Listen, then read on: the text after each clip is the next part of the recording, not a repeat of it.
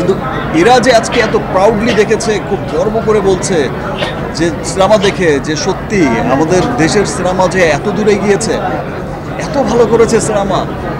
এবং দেখেছেন যে চেয়ারম্যান স্যার, আমাদের রিমার্কেটিং চেয়ারম্যান স্যার, ম্যাডাম, আরও যারা আছে অন্যান্য ডিরেক্টররা সবাই এসে কিন্তু খুব আনন্দের সাথে জড়িয়ে ধরছে।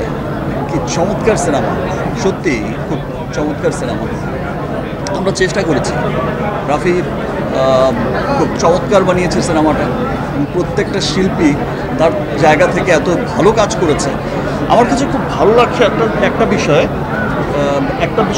একটা নিউজ দেখে আমার খুব আনন্দ লাগছে গতকাল থেকেই।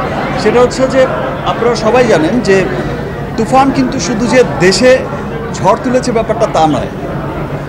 তুফান ঝড় কিন্তু পৃথিবীর যেই জায়গায় গেছে তুফান, আসলে এইরকমভাবে অ্যাডভান্স টিকিট বুক হওয়ার এটা নজির আর বিগত দিনে দেখা গেছে কি না আমার ঠিক জানা নেই। আমি যতটুকু জানি যে অস্ট্রেলিয়া বা আমেরিকা বা অন্যান্য বিভিন্ন জায়গায়, যেই সমস্ত জায়গায় তুফান গেছে, ইউরোপের অনেক জায়গায়, মিডল ইস্টের, এটা বহির্বিশ্বেও কিন্তু তুফান তুলেছে।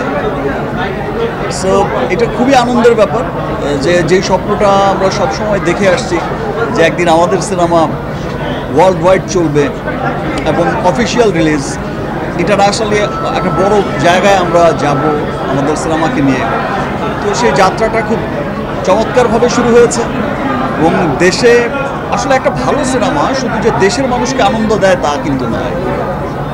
এখন আসলে সিনেমার ভাষা কোনো ম্যাটার করে না। আমরা যদি দেখে থাকি কোরিয়ান ফিল্ম বা অন্যান্য দেশের ফিল্ম, এখন ভাষা কোনো ম্যাটার করে না। একটা ভালো সিনেমা পুরো পৃথিবীর মানুষকে আনন্দ দেয়, পুরো পৃথিবীর মানুষকে আনন্দিত। সম্প্রতি 2 যুগ ক্যারিয়ারের 24 বছরে আসলে আপনার 25 বছরের স্বপ্নটা যে পূরণ হলো, স্বপ্নগুলো তো অবশ্যই আনন্দের, সেই আনন্দটা আসলে প্রকাশ করবেন কীভাবে? এত বছর পর আসলে আপনার সেই কাঙ্ক্ষিত স্বপ্ন বাংলা সিনেমা নিয়ে, সেটা যদি আরেকটু নির্দিষ্ট করে পাবেন। স্বপ্ন যে পুরোপুরি এখন পূরণ হয়েছে আমি সেটা বলবো না, বাট আমার যেটা মনে হয় যে স্বপ্নের পথ ধরে অনেক দূর এগিয়েছি আমরা, সেই স্বপ্নের পথে অনেক দূর এগিয়েছি। এই সাফল্য আসলে বাংলাদেশের মানুষের সাফল্য। আজকে একটা সিনেমা বা আমাদের সিনেমা যদি ওয়ার্ল্ড ওয়াইড একটা চমৎকার জায়গায় গিয়ে পৌঁছায়, এই সাফল্য আসলে আমরা যারা সিনেমার সাথে যুক্ত শুধু তাদেরই নয়, এই সাফল্য আপনার, আমার, বাংলার সমস্ত মানুষের। গতকালকে প্রধানমন্ত্রীও তুফান সিনেমার প্রশংসা করেছেন। এই বিষয়টা আপনি কতটুকু আনন্দিত হয়েছেন এই বিষয় নিয়ে, এবং তাতে করে আপনার আরও দায়বদ্ধতা বেড়ে গেল কিনা?